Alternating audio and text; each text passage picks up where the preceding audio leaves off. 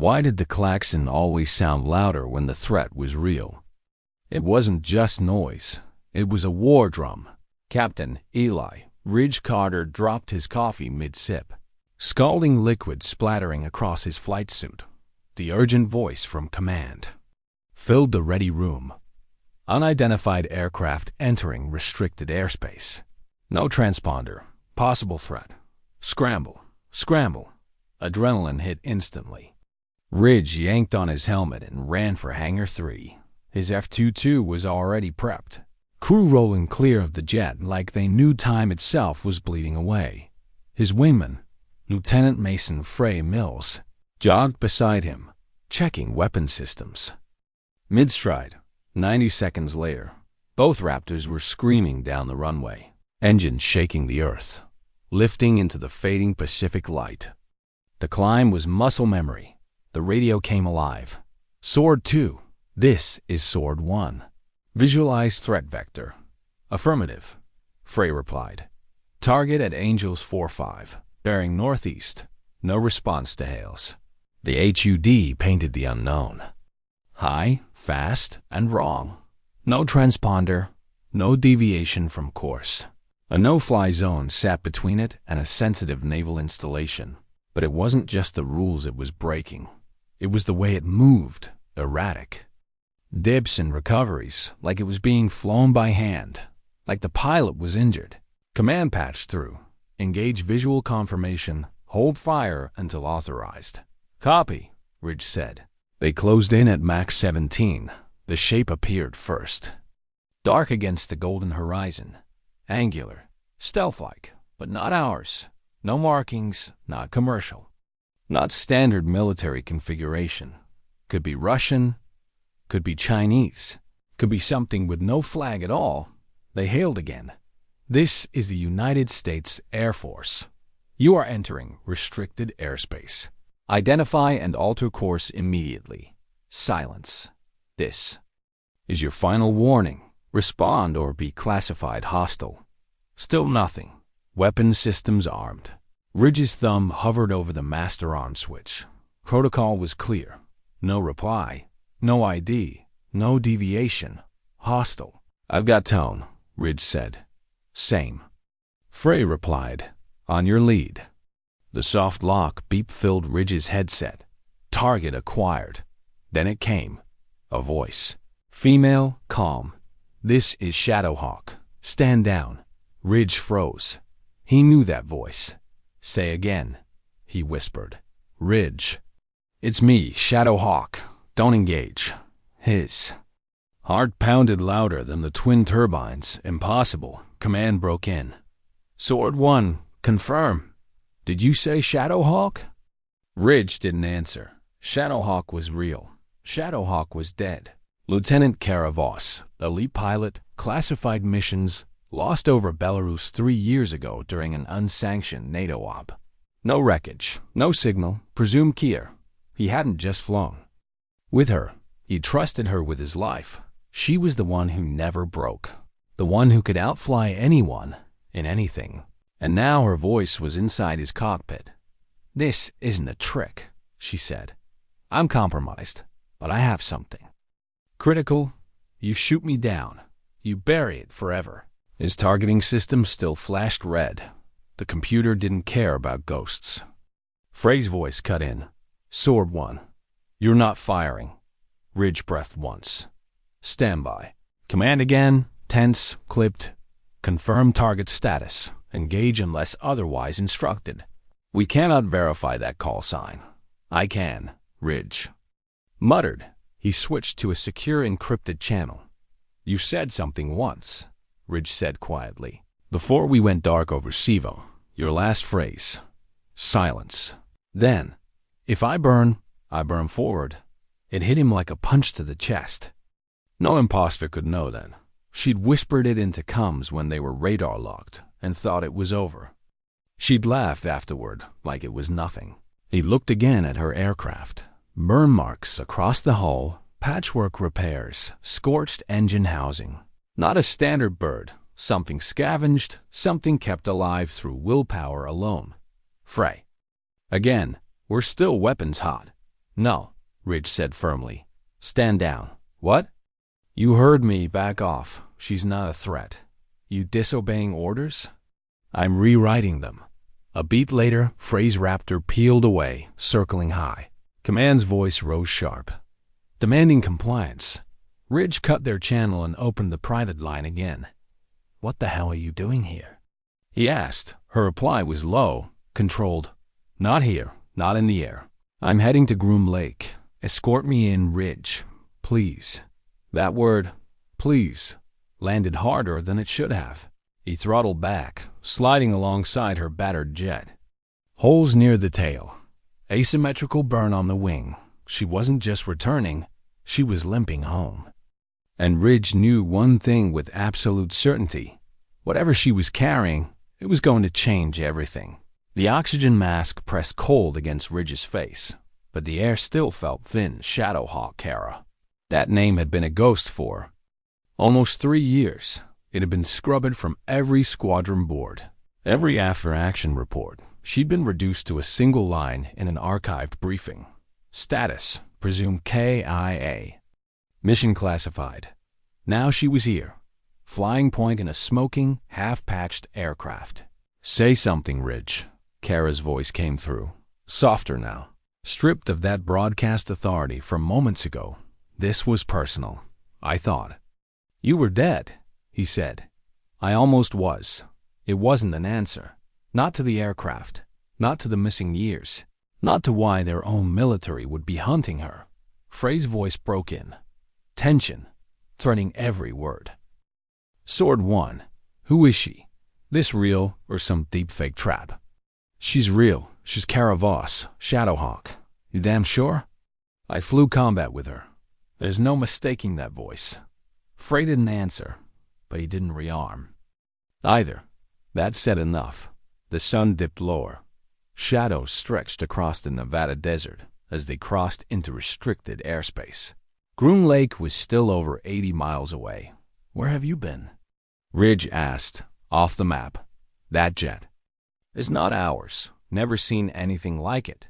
You're not supposed to. That's supposed to make me feel better? She gave a dry laugh. No, just letting you know how deep this rabbit hole goes. Ridge's grip tightened. I watched your funeral, closed casket, no answers. Your mother wore that green jacket you hated. Silence. I stood in the hangar, looking at your photo with the black ribbon. Wondered if I should have gone in after you. You would have died, she said at last. That what they told you? No, that's what I lived. Radar chirped. Ridge checked his scope. 3 boogies inbound, fast movers, out of Nellis, ETA. 3 minutes. Backup's coming, he said on encrypted channel. They don't know what you know, she said. They'll fire. Then give me something, a reason not to let them. If I talk over open air, I die. You know that. He did. NSA, CIA, Air Force intel. All had ears. Too much detail over an unsecured channel. And the signal could be triangulated, intercepted, erased. I'm flying a stolen prototype, she admitted. Not built by our people. Not meant to be returned. They'll want it buried with me inside. You stole enemy tech? No, I stole our tech. Tech we sold to people we weren't supposed to. Before he could respond, her voice sharpened. You're about to get hailed. Command cut in. Voice cold, deliberate. Sword 1, additional Raptors inbound. Take. Defensive posture. Target is hostile. Engage if deviation continues. Frey whispered on the wing channel. They're going to light her up. Ridge flipped back to Kara's line. If I tell them to stand down, I need leverage. You'll have it when I land. Too late for that. A pause, then softer. Do you trust me? The question hit harder than missile lock. After 3 years of silence, after holding a folded flag at her memorial, did he trust her? He looked to his left. Her canopy caught the last glint of daylight. Her silhouette didn't waver. She was flying straight, even with death closing in. I trust you, he said. He switched to command. Sword 1 to command. Recommend stand down. Pilot identified as Shadowhawk. Former covert asset. confirming visual, audio, and call sign authentication. A beat, negative. No such asset in database. Do not interfere, escort returning Raptors, or be reassigned. Reassigned, court-martial, prison. Command, be advised. Any engagement on my vector will be met with intercept block. This pilot is under my protection until debrief. Silence stretched long enough to feel like a lifetime. Sword 1. Confirm defiance of direct order. I confirm protection of an American pilot with intel critical to national defense. Frey muttered in disbelief. You're gonna burn for this. No, Ridge said. I'm gonna make sure she gets home. The second squadron appeared on scope. 3 Raptors.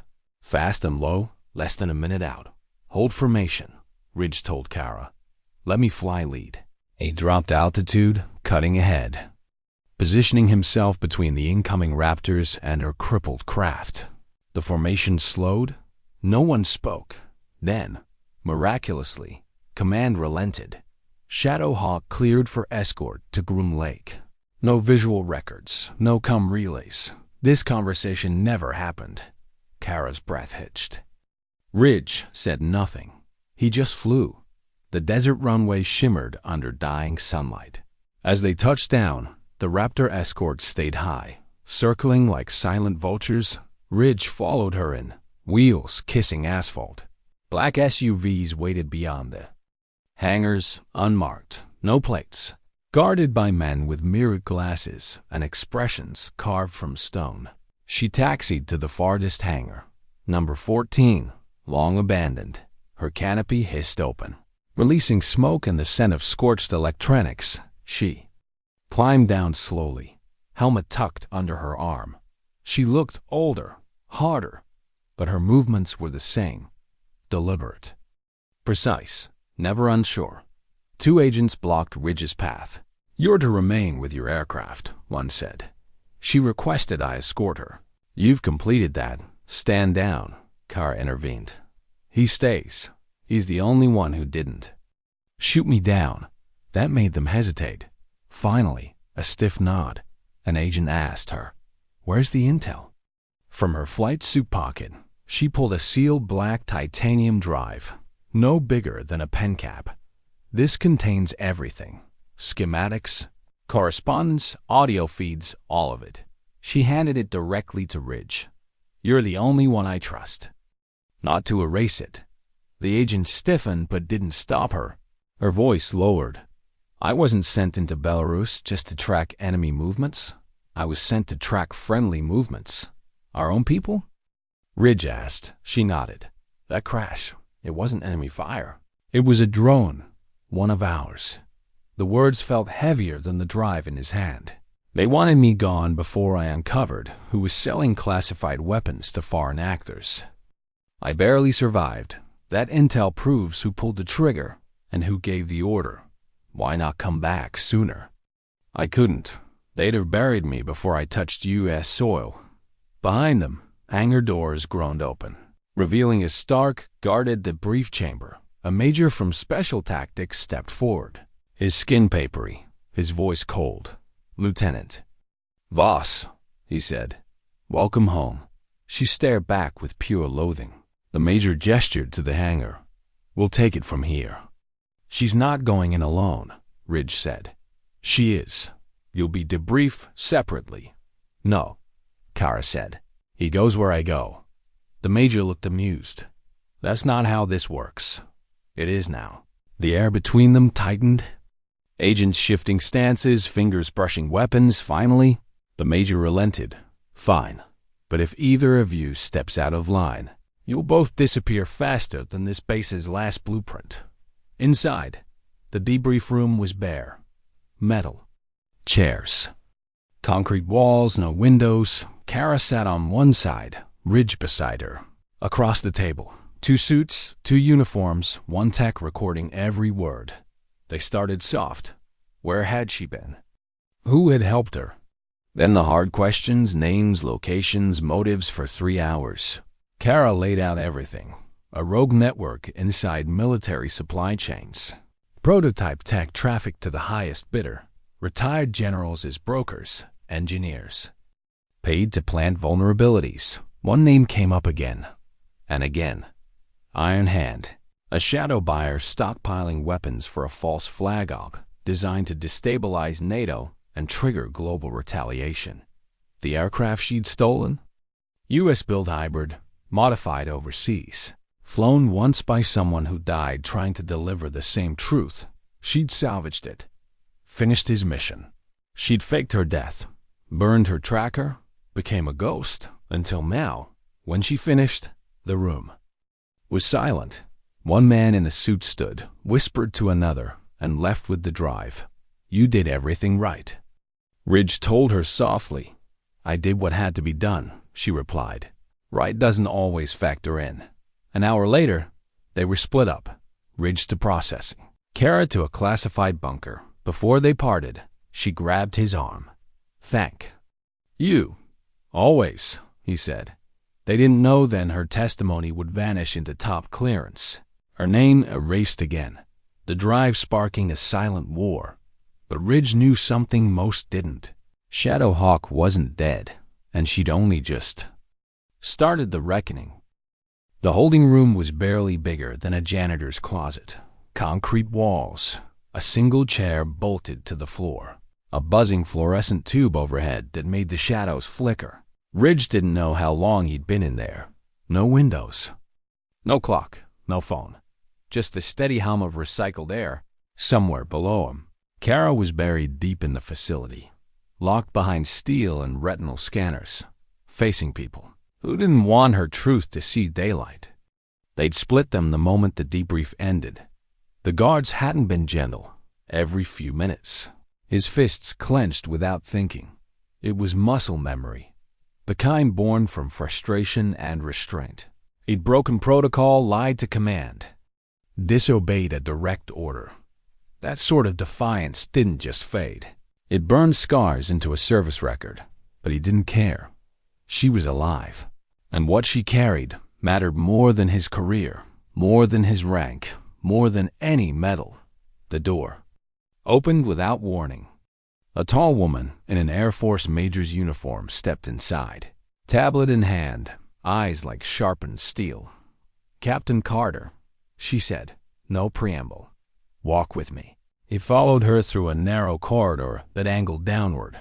No signage, no elevators, just gray concrete twisting into silence.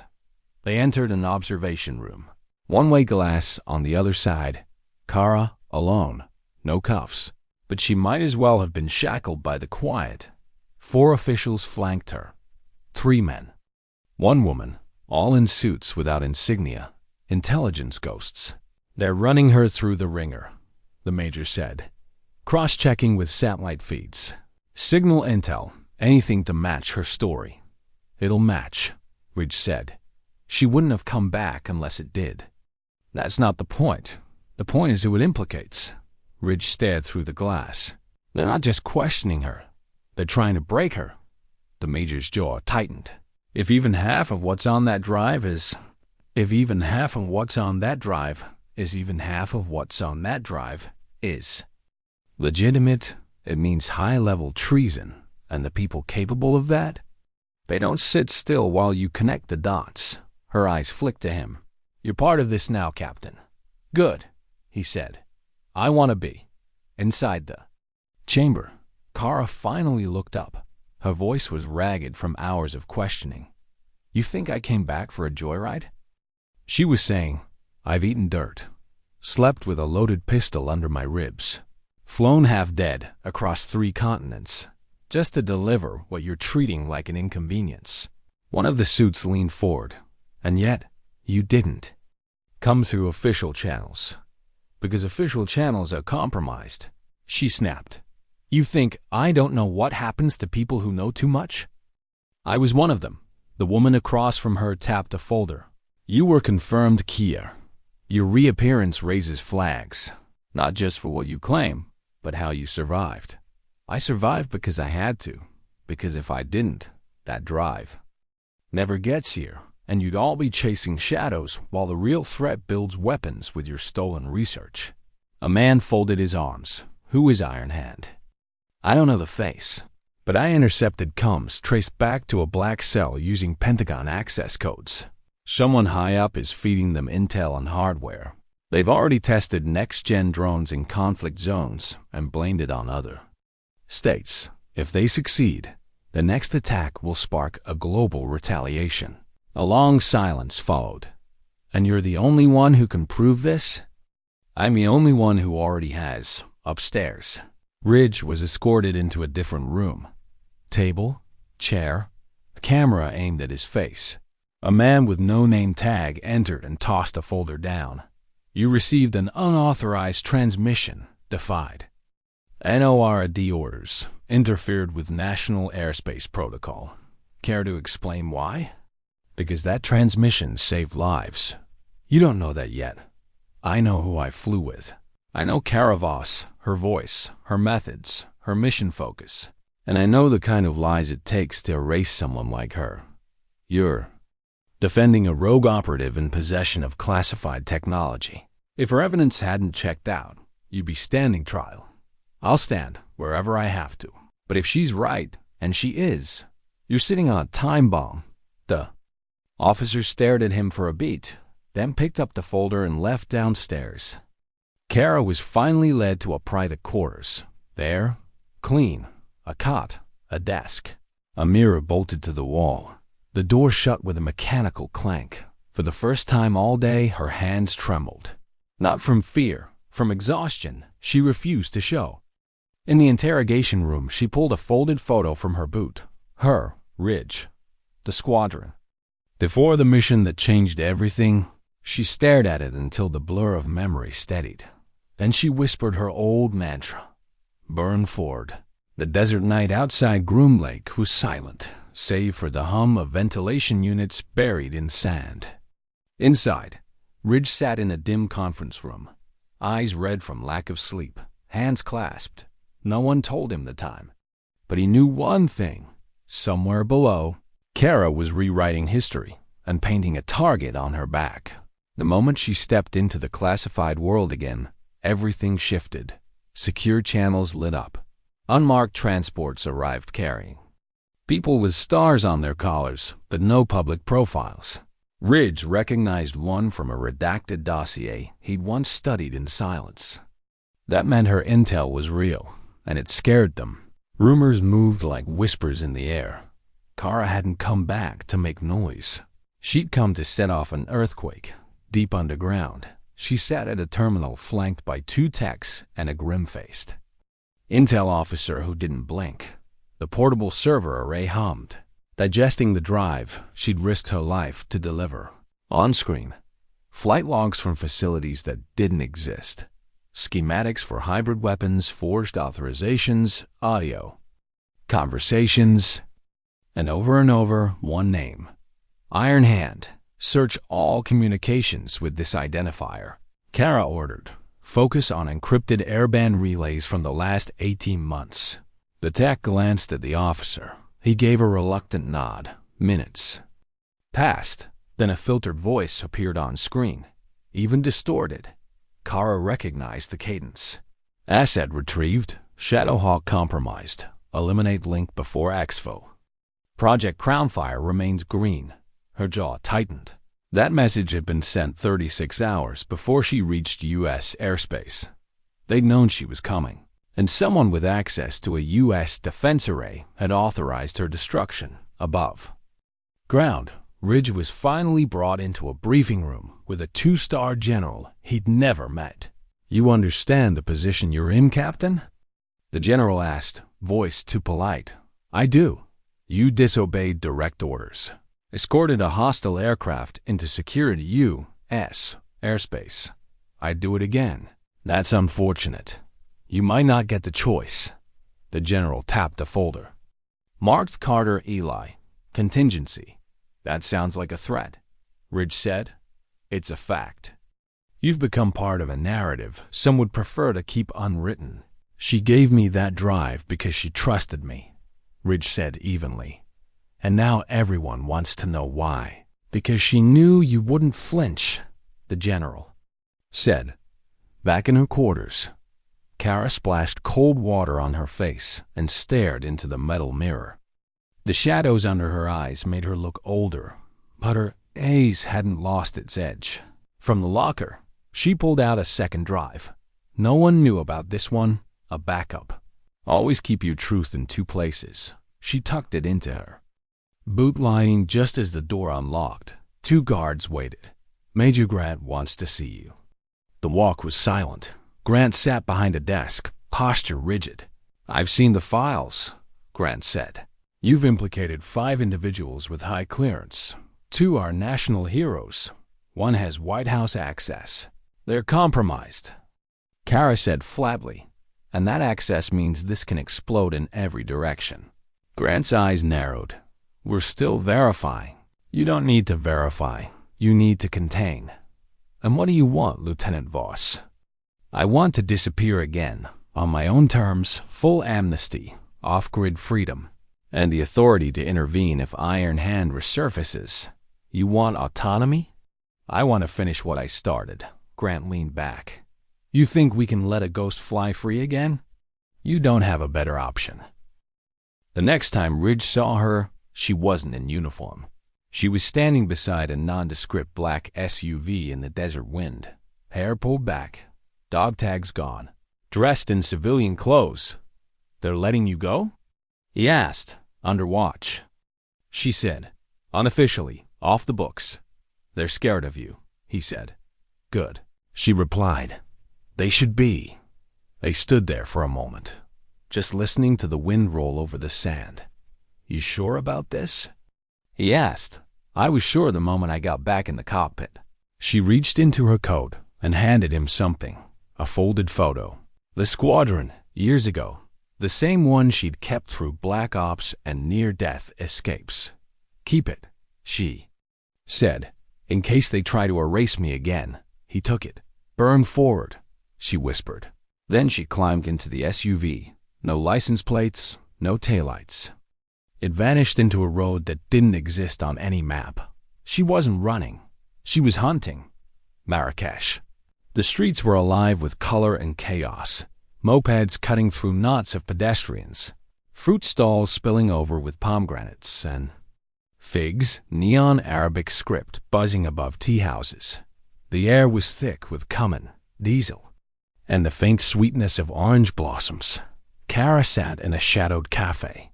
Headscarf loose, sunglasses low, sipping bitter black coffee from a chipped porcelain cup. To anyone watching, she could have been a tourist killing time before her flight. She was waiting for a contact, and the contact was late. She never liked meetings that started late. She liked even less the ones that never started at all. Across the room, a boy was flying a paper plane. At first, she ignored him, just a child at play. But when he circled her table for the 3rd time, in the same pattern, she set the cup down. They'd found her. She stood, slipping into the maze of alleys that branched off the cafe. The city narrowed around her. Brick walls, laundry lines, the smell of dust. The first tale was easy to lose. A slim man in a cheap jacket who didn't notice she'd doubled back. The second was slower, bigger. The kind of man who thought bulk was a substitute for skill. She took a side. Allie climbed a fire escape and crossed to the roof next door. When the second man passed below, she dropped silently behind him. Tell me who sent you, she said, pressing a suppressed pistol into his back. You won't shoot me, he whispered in Arabic. I've already died once, she answered. He hesitated. Then, crown fire. They're cleaning house. She knocked him unconscious, dragged him behind an oil drum, and was gone before his body hit the ground, half a world away. Ridge was standing before a joint security review board in Virginia. Dress blues, rows of ribbons on his chest. The 3-star general at the head of the table spoke first. We've reviewed the footage. Your decision to disengage after receiving the call sign Shadowhawk was a clear violation of aerial protocol in wartime. That alone could result in court-martial. Yes, sir. And yet, your report was validated. Lieutenant Voss returned with classified materials that have already led to 3 arrests and the shutdown of a weapons facility in Romania. Ridge said nothing. "We believe she's gone rogue again," the general said. "She's not rogue," Ridge replied. "She's cleaning up the mess you couldn't." "Be careful, Captain. Defending her again may cost you more than your commission." Ridge's jaw tightened. "Permission to speak freely?" The general nodded. "I don't regret a second of what I did. Kara Voss saved lives by breaking rules that were built to protect traitors. I'd rather be grounded with honor than airborne on a lie." The general dismissed him without another word. Ridge didn't need their approval. He needed to find her, and he had a hunch where she'd go next. A week later, in a safe house overlooking the Adriatic Sea, Kara sat at a battered desk, an old laptop open in front of her. Its casing was scratched, its keys mismatched, but inside was an encryption rigged from scavenged military hardware. She connected to a darknet channel using a burner SIM. The signal bounced off 3 towers, enough noise to hide the real source. A familiar voice answered, distorted, robotic, but the cadence was unmistakable. "You shouldn't be using this channel. I need confirmation," she said. "Has Iron Hand moved out of Prague?" "Affirmative. They've gone dark. 2 assets burned. 1 still in play. Last signal tagged in Bucharest. I need the location." "You're not cleared for this." "I cleared myself," she said flatly. A pause. Then, "Careful. There. Watching your heat map, you're starting to glow." She ended the call before the trace could complete. Bucharest Anton Fodor, a former intelligence asset turned broker. The missing link between Crownfire's supply chain and Iron Hand's weapons labs. She'd almost killed him 2 years ago. She should have pulled the trigger. This time, she wouldn't hesitate. 2 days later, Ridge was walking across a NATO airfield in southern Italy. No uniform now, no insignia, just civilian clothes and a quiet sense of purpose. He knew her patterns, where she refueled, where she disappeared, how she built trust in a world of betrayal. A mechanic remembered a woman matching her description. Paid cash for fuel, no name, no ID. Tail number linked to a small aircraft. Registered out of Istanbul. She was moving southeast. He chartered a military hop under diplomatic cover. Not official. If he was caught, there'd be no paperwork. Just a black site and silence. He didn't care. He wasn't there to stop her. He was there to back her up. Bucharest at night was a city of contradictions. Soviet concrete blocks beside. Glass towers, neon spilling over cobblestone streets. Kara tracked Fodor to a nightclub wedged between a university campus and a crumbling apartment block. Inside, the bass was a physical thing, thumping in her ribs, the air heavy with sweat and cigarette smoke. She moved like a shadow between dancers and guards. Fodor was in a private booth, flanked by 2 heavies and a woman who clearly didn't know who she was sitting with. Kara planted a micro-drone on the back of his chair, then leaned close enough to whisper in his ear, "You should have died in Riyadh." He froze. By the time his guards moved, she was gone. The next night, Ridge slipped into Romania under false papers, carrying only a sidearm and the address of an old contact from Kara's world. "She's already here," the man said at the door. Looking for ghosts, Ridge understood. They weren't just hunting people anymore.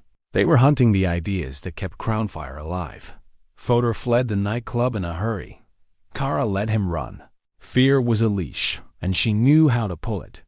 The drone tracked him to the back door of an old chemical plant. He wasn't just hiding there, he was returning to it, which meant something important was inside. She called Ridge on a burner. Found him. 2 clicks out. "Bring charges." Then she hung up. No hellos, no goodbyes, just the work. They met on a rooftop. Overlooking the plant, Ridge handed her 2 shaped charges and an EMP coil. "Place the EMP before you detonate. If they're making drones here, we'll shut their brain off first." She nodded. They split up. Inside, Crownfire personnel were already moving fast, prepping crates, pulling drives, shutting down systems. The message had gotten through. Kara planted charges in silence, slipping past guards like smoke. Ridge covered her from above, rifle-trained marking movements. She found the server room, uploaded a payload from her backup drive, one that would trace every account linked to Crownfire across 5 countries. When it was done, she set the timer. 10 minutes. They regrouped outside as the sirens began to wail. "You ready?" she asked. Always. They ran. The first explosion shook the ground. The second turned the night sky orange. But the real detonation was still to come. In servers, in embassies, in war rooms. The world was about to learn who the real enemy was, and Kara Voss wasn't finished yet. The explosion over Bucharest lit the night like a second sunrise. Local news called it an industrial accident. Foreign outlets speculated sabotage. The truth never made it to cable, not yet. But within 24 hours, Crownfire's digital empire began to crack. Servers across Europe crashed under coordinated cyberstrikes. Financial links unraveled like pulled thread. Offshore accounts in the Caymans flickered into view. Balances in the tens of millions suddenly visible to the wrong eyes. Purchase orders, marked non-existent, surfaced. Thermal batteries, synthetic stabilizers, cloaked avionics. The kind of components you only needed if you were building something that could kill from the sky and vanish without a trace. 3 of the names on those orders belonged to U.S. generals. 2 were NATO advisors. 1 had White House clearance. That name didn't leave Kara's lips. Not yet. In a private hangar in Serbia, she and Ridge stood in front of a matte black aircraft. Small, angular, silent, a stealth recon bird built from leftover DARPA blueprints. They used to call it a ghost bird, Kara said, running a hand along its cold skin. "You've flown one before?" Ridge asked. "Once, back when the world thought I was dead." Now, she was going to fly it again, straight into the next link in the chain. "Berlin's next," she said, securing her gear. "That's where the shell firms are registered." "You'll need backup," Ridge said. "Not on this one. This flight can't be tracked. You go commercial, enter from the ground. I need to be inside before they realize the building's more than just a front." He didn't like it, but he didn't argue. "You keep disappearing on me," he said. "Someone has to live long enough to tell the story," she replied with the faintest smile. Then she was airborne. Berlin, 1:12 a.m. Kara landed on an abandoned Soviet-era strip outside the city limits. She disguised the jet under a thermal tarp and trekked on foot toward the outskirts of Spandau. The target looked like nothing, a squat gray building with dusty windows and no signage. But behind its walls was the core financial server for the Valderin Group, the shell company laundering millions for Crownfire. She cut through a side hatch with a thermal cutter. No alarms, no guards. Inside, the silence was heavier than air. Just the hum of outdated servers and the smell of old dust. She moved fast, planting spyware, routing ports, sliding into the local interface. No cloud backups, no remote tripwires. This wasn't just security, it was arrogance. She plugged in a stolen access key she'd taken from the Bucharest plant. The screen blinked to life. Rows of encrypted ledger entries appeared. Shipping manifests, timestamps, initials, and the most damning, end-user data. She began copying everything. Her burner phone buzzed once. "Unknown sender, they're on to you. Leave now." She ignored it. A second message came seconds later, untraceable. "You can't stop this. Kara, we are the system." She stared at the words, then whispered, "Not for long."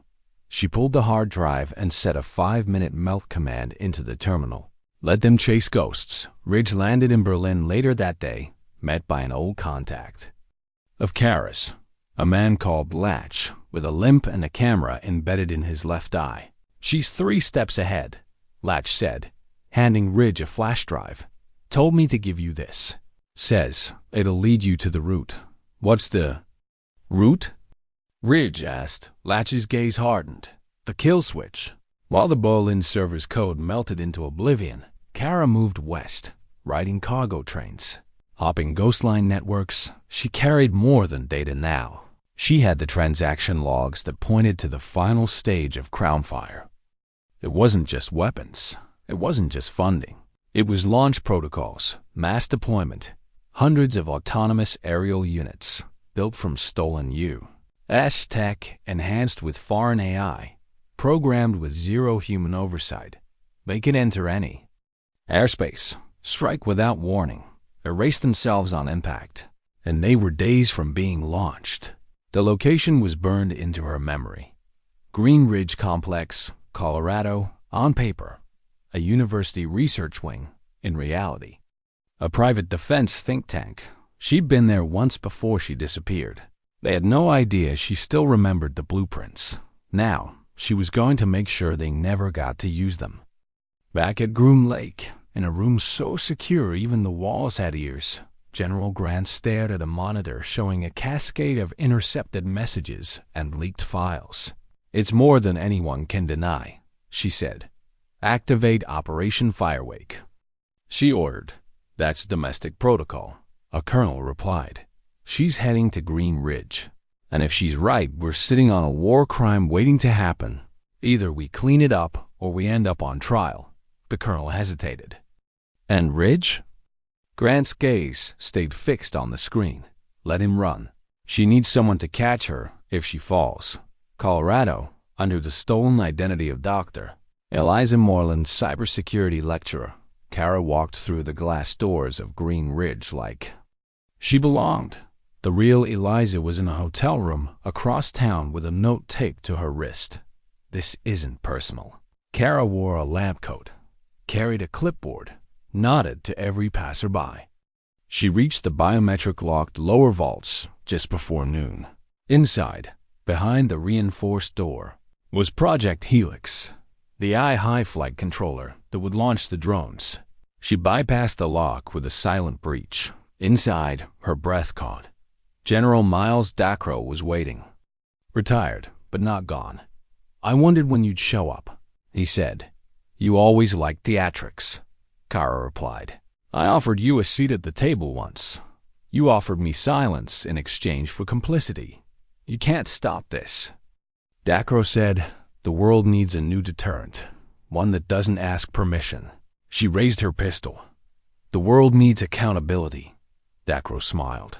And then everything went black when she woke. She was cuffed to a chair in a sterile room. A screen across from her flickered to life. Dacro appeared. "Green Ridge is a decoy. The real launch is mobile. You're chasing ghosts." She said nothing. "But I wanted to thank you. You flushed out the weak links. We've consolidated now. The drones launch in 72 hours. You won't stop it. You can't even find it." The screen went dark. She stayed still for a moment. Then, from her sleeve, she palmed a tiny bead, a microplasma lockpick. Ridge had taught her that trick. 30 minutes later, she walked out of the facility dressed as a medtech, duffel over her shoulder. Inside was a prototype chip, designed to mask drone AI patterns. She couldn't stop the launch, but she could hijack it. She sent one message to Ridge.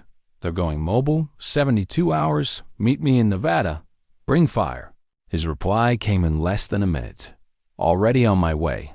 She looked toward the western sky. The endgame had begun. The air over Groom Lake carried a sharp winter bite, even in the dark.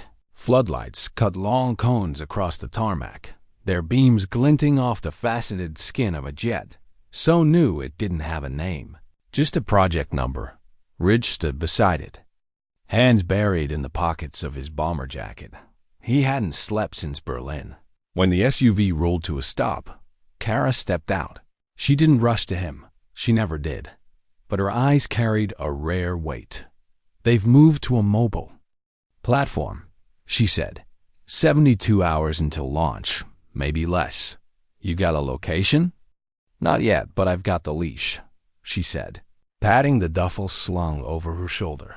Inside was the prototype chip, the key to hijacking Crownfire's eye. Ridge exhaled. "Then we'll make them bring it to us." In the dim-lit hangar, Technicians worked in silence around the jet. Its angles swallowed light. Its skin a skin of thermal-absorbing tiles. Inside, the cockpit was stripped of frills. Just what a pilot needed to fly into a place they weren't supposed to be in. Come out alive. They called it Ghost Fang. Stealth profiles cleaner than anything I've seen. Ridge said, running a hand along the fuselage. It'll need to be, Kara replied. If they see us coming, they'll scatter before we get close, General. Grant appeared from the shadows, clipboard under her arm. I shouldn't be doing this, she said quietly. But if you're right, this could stop something worse than war. She handed Kara a folder. Satellite images, thermal scans, convoy routes. It's not a base, Grant said. It's a moving column, 8 trucks.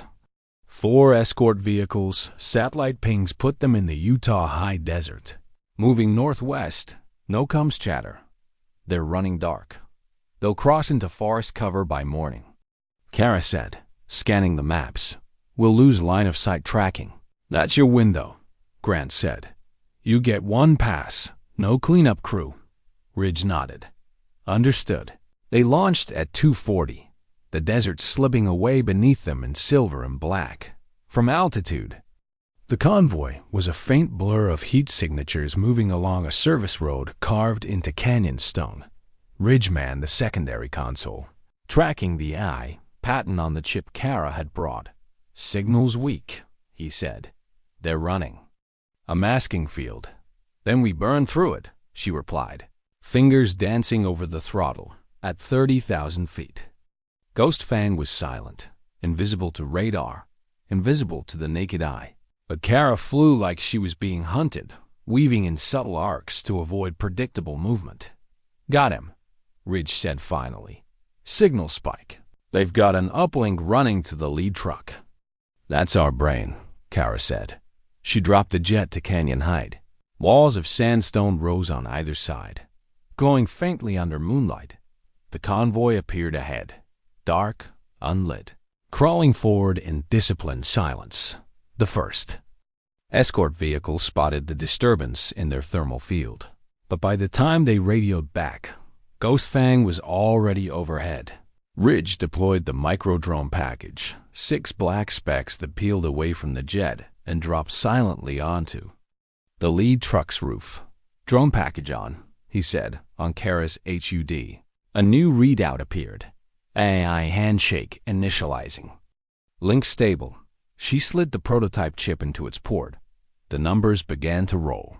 Once it syncs, she said, we own every bird they launch. A flash erupted ahead. One of the escorts opening fire blind into the night. They know her. Here, Ridge said. Kara banked hard, skimming the canyon wall. Shards of rock chipped under the tracer rounds. The micro-drones finished their upload. Link complete, Ridge said. We've got them, but they'll know in 30 seconds. Then we use the 30, Kara replied. She pulled Ghost Fang straight up out of the canyon, flipped to high. Altitude encircled wide. Convoy slowing, Ridge reported. Probably switching the manual fallback. Not enough, Kara said. If they think they can still launch, they'll push through. She flipped open the arming panel. EMP coil ready? Ridge checked. Charged in green. Then we shut down their brain. They dove again, riding a vertical drop that would have crushed a lesser jet, at precisely 200 meters above the lead truck. Ridge hit the trigger. The coil discharged with a soundless ripple. Below, the convoy's electronics died.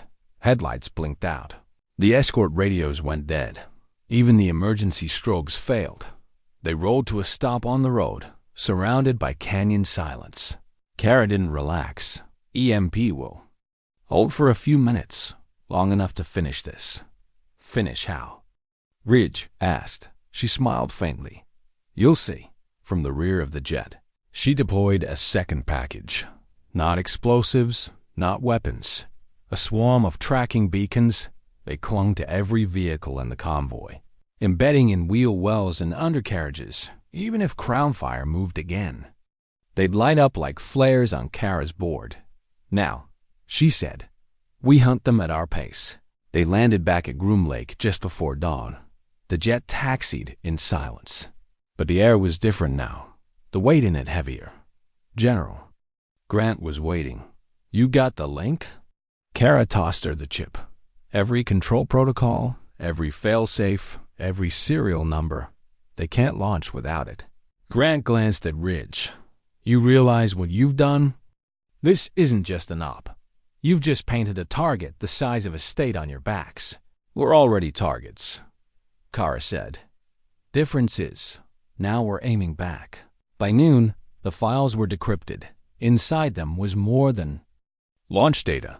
There were lists of clients, buyers, and they weren't all military. Private contractors, syndicates, regimes under sanction. It was a catalog of chaos, with price tags. They weren't building a deterrent, Ridge said quietly. They were building an auction. Kara's eyes were cold. Then we crashed the bidding. Grant leaned in. You've got maybe 48 hours before they retool. After that, the convoy vanishes. You'll never find it again. 48's enough, Kara said. We know where to look now. She looked at Ridge. Pack light. He smiled grimly. When do we leave? Now. That night, somewhere in the Utah desert. The convoy moved again. Slower now, stripped of its electronic edge. Running on fuel and fear above them, invisible against the stars. Ghost Fang tracked every turn. Kara wasn't rushing. The strike, she was letting them think they still had a chance.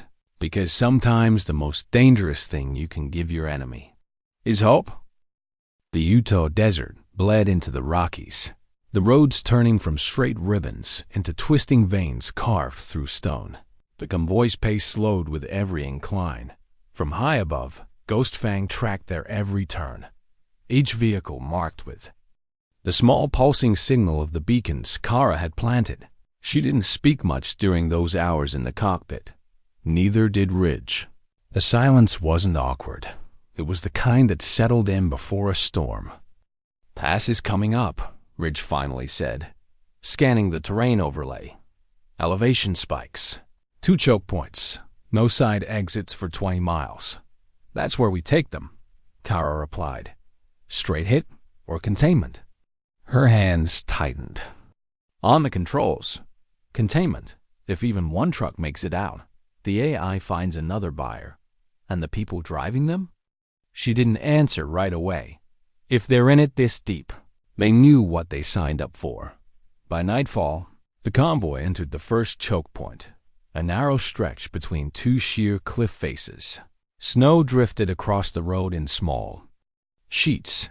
Kara eased Ghost Fang into position 3 miles ahead, setting down on a plateau masked from view. The jet's black skin disappeared into the mountain shadow. They worked quickly, unpacking gear from the storage bay, signal jammers, portable mines, and 2 ground drones loaded with countermeasures. Ridge placed the mines along the narrowest section of road. They weren't designed to kill. They were designed to stop. A burst of hardened foam would lock a truck's wheels. In place within seconds, Kara set the jammers on both cliff sides, calibrating them to cut all comms and GPS within a half-mile radius. This is a cage, Ridge said. That's the point, she replied. They retreated to Ghost Fang, waiting.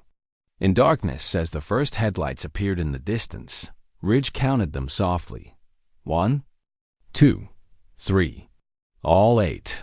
The lead truck slowed as it approached the choke point, scanning the road ahead with a thermal scope. Nothing unusual. No heat signatures. It rolled forward, right over the first mine. The foam burst outward, freezing.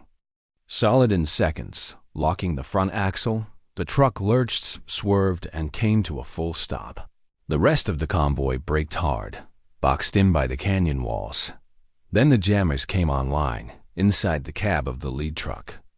The driver's radio went to static. His sat-nav went dark. Panic moved fast through the column. Kara lifted Ghost Fang and swung it low over the pass. The downwash from its engines whipped snow into blinding swirls. Over the comms, Ridge transmitted on the open channel. His voice filtered. Untraceable. Step out of the vehicles, Hands where we can see them. This is your only warning. A few doors opened, drivers spilling out with hands raised, but not all of them. From the third truck, a team of armed guards spilled into the road. Scanning the cliffsides. They're not surrendering, Ridge said. They will, Kara replied. She banked the jet in a tight arc, then released the ground drones. They landed behind the immobilized trucks, skittering forward on four jointed legs. When the armed guards saw them, they hesitated, just long enough for the drones to fire canisters of sleep gas. One by one, the guards dropped. With the pass secured, Kara set Ghostfang down at the far end, blocking the only way forward. She and Ridge disembarked, moving through the cold night air toward the lead truck. The driver was pale, shaking. "They'll kill me if I talk," he said. "They won't get the chance," Kara replied. She pulled him aside as Ridge climbed into the cab, searching for the uplink terminal. "Got it," he called.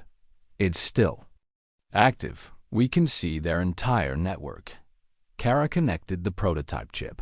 The terminal's display shifted, lines of code spilling across the screen, then freezing as the AI control transferred to her. In seconds, every drone under Crown fires. Control lit up on the map, hundreds of red dots across 3 continents. Ridge's breath caught. "This is the whole swarm." "All of it," she said.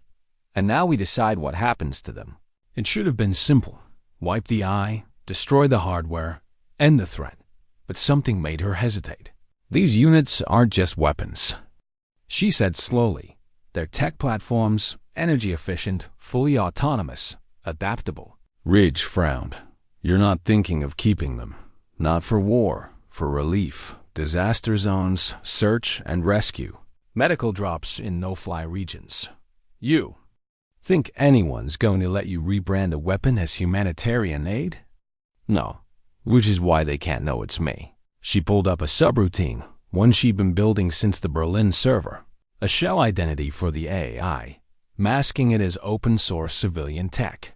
If she pushed the code now, the swarm would vanish from military radars. It would still be out there, hers to call when needed. "You do this," Ridge said, "and Crownfire isn't gone. They're just blind to the thing they created." "Exactly," she replied. They didn't get the chance to debate. A distant rumble rolled through the canyon. Headlights appeared behind. The convoy, reinforcements, fast-moving. "They called in a recovery team," Ridge said. "And they're not slowing down." Kara hit the upload command. The AI shell began transferring. 30 seconds to completion. She looked at Ridge. "We hold them off until it's done." He checked his rifle. Wouldn't have it any other way. The recovery convoy entered the choke point.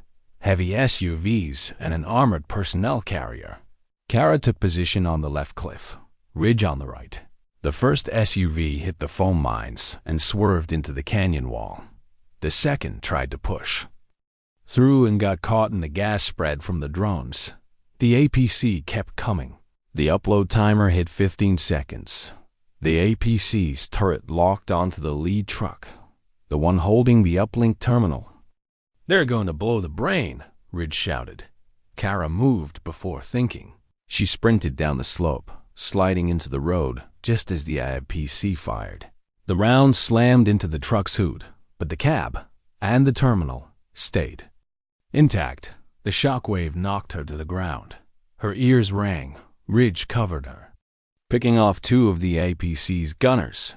The timer hit 0. The screen on the uplink terminal went blank. Every red dot vanished. The swarm was gone from Crownfire's hands. By the time the recovery team realized they'd lost the AI, the pass was empty. The convoy trucks sat abandoned, their drivers gone. Ghostfang was already miles away, a black streak over the mountain snow in the cockpit. Kara checked the new map, a private, encrypted feed. The swarm was still there, all of it, now showing as blue dots. She allowed herself a single breath of relief. "We did it," Ridge said. "No," she replied softly.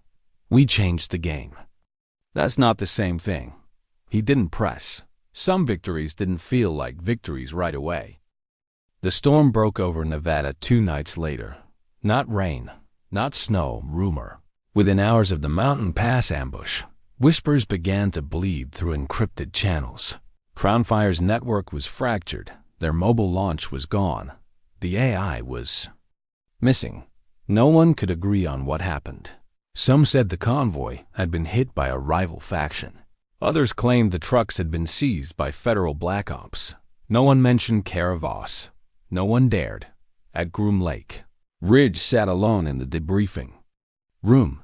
General Grant paced, a file in her hands. "You're telling me the AI doesn't exist anymore," she said flatly. "It exists," Ridge replied. "But not for them." Grant stopped pacing. "Where is it?" He met her eyes. "You don't want to know." Silence stretched between them. Then Grant closed the file without a word. "Get out of my sight, Captain." She didn't say thank you. She didn't say good job. And Ridge knew better than to expect. Outside, the storm wind cut across the tarmac. Ghost Fang sat in the hangar. Canopy still streaked with canyon dust. The jet looked like it wanted to move again. Like standing still was a kind of death. Ridge scanned the shadows. No Kara. No duffel. She was gone. She'd left him a note, tucked in the side pocket of his flight bag. One sentence. "Sometimes the only way to save something is to take it away from everyone." He read it 3 times, hearing her voice in his head. Meanwhile, far from Nevada, a blue dot blinked to life on a private feed. Somewhere in the South Pacific, a drone hovered over a remote island, lowering a crate to a group of villagers cut off by a typhoon.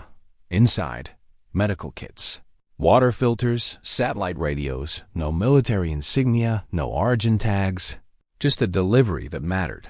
The swarm wasn't gone. It was. Elsewhere, Crownfire's reaction was quieter than Ridge expected. No public retribution, no open hunt. But in the black market channels, new contracts appeared. High-value ghost asset recovery. No description, just a price that made even. Hardened mercenaries pause. Whoever found Kara and the swarm would become the most dangerous person alive. 2 weeks later, Ridge was called into a civilian cafe in D.C.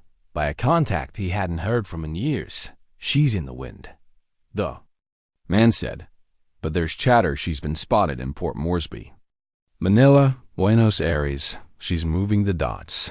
Ridge didn't ask why the contact was telling him this. He already knew. Kara had made an impact that couldn't be undone. "She won't stop," Ridge said. "Would you?" The man asked. Ridge thought about it. "Not if I believed in the reason." That night, he sat in his apartment, staring at the encrypted feed. Kara had left him access to blue dots moved across the globe.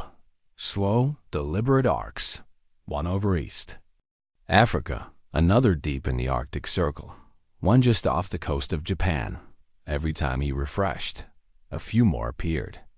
She wasn't hoarding the swarm. She was deploying it. In a mountain compound somewhere unknown, General Dacro, the man who had once told Kara, "You can't stop this," stared at his own blank radar feed. He poured himself a drink and muttered. "She didn't stop it. She stole it." His aide asked, "Do we send a team after her?" Dacro smiled without humor. "You don't hunt a shadow. You wait for it to cross the light. And then you hope you're fast enough." Months passed. The world kept spinning. Headlines shifting to new crises, new scandals. But in certain corners of the globe, lives were changing quietly. A collapsed mine in Chile.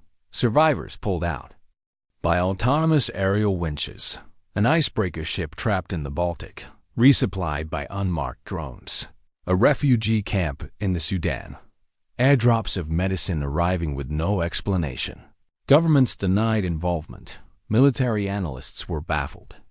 Ridge just smiled whenever he saw the news. One evening, in a nowhere town airfield, he was doing maintenance checks on a private plane when a shadow fell across the hangar door. She stood there, hair shorter now, eyes sharper. "You could have knocked," he said. "You wouldn't have believed it was me." He wanted to ask 100 questions: where she'd been, how close she'd come to being caught, whether she ever regretted taking the swarm. Instead, he just said, "You're still running." "I'm still working," she corrected. They stood in silence for a beat. Then she handed him a small encrypted drive. "For when you need to find me," she said, "not before." And just like that, she turned and walked away. He didn't follow. Some people you didn't chase, not because you couldn't catch them, but because their mission needed them more than you did. Weeks later, Ridge watched another blue dot appear on the feed. Somewhere in the Himalayas. He didn't need to guess what she was doing there. He closed the laptop, leaning back in his chair. Sometimes the fight wasn't about winning or losing. It wasn't about who controlled the sky, or who had the biggest weapon. Sometimes it was about who chose when not to pull the trigger. And that was a kind of power Crownfire would never understand. Moral closing beat. Sometimes dignity doesn't speak. It doesn't announce itself or demand recognition. It simply acts and lets the world wonder why the darkness feels a little less heavy tonight.